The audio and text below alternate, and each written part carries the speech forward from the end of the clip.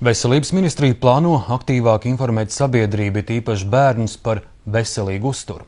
Iepriekš tika pieļauts, ka neveselīgu dzērienu un ēdienu reklāmu varētu ierobežot, tomēr tas netiks darīts, jo iebilst ražotāji un tirgotāji.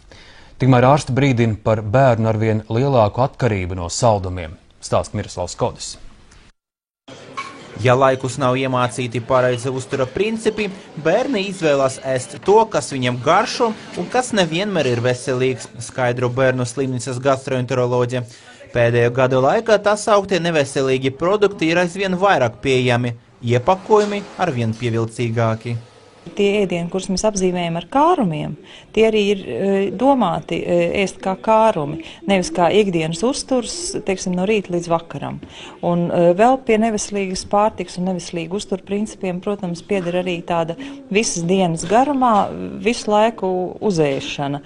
Konfekte, saldums, cepums, salds dzēriens. Kā popularizēt veselīgu uzturu? Ar šo jautājumu pat labi nodarbojas veselības ministrija. Pirms jāņem televīzijas ekrānos parāda sociāla reklāma "Nebrauc reibumā". Pirms vēlēšanām par to, kā pareizi balsot, stāsta informatīvie klipi. Iespējams, tieši šāda veida bērniem stāstīs par burkāniem un pienu. Tomēr veselības ministrijas iniciatīva saskaras ar pretestību. Ražotāji un tirgotāji šodien sarīkotajā diskusijā piedāvāja vispār atteikties no iedzieniem veselīgs un neveselīgs ēdiens. Nozaru pārstāvji arī asi iebilda pret saldu un saldinātu produktu reklāmas ierobežošanu. Protams, viņi ir ieinteresēti saglabāt šo reklāmu.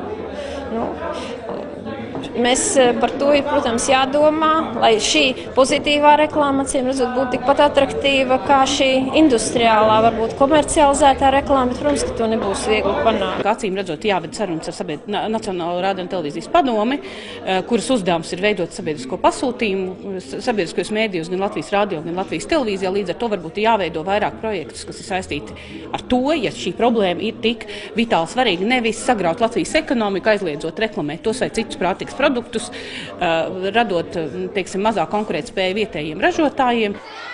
Pat labam tomēr nav skaidrs, kā popularizēs veselīgu ēdienu. Ministrijas pārstāvji vien atzīst, ka plāno sadarboties ar reklāmas jomas speciālistiem un pārtikas ražotājiem. Es tomēr gribētu, lai tas ir tāds pakāpenisks process, lai cilvēki saprastu, ka veselīgs uzturs nav kaut kas tāds, ko viņiem uzspiež ārsti, bet ko cilvēki paši izvēlas kā savu dzīvesveidu. Miroslavs Kodis, Mārijs Jurgensons, Latvijas televīzija.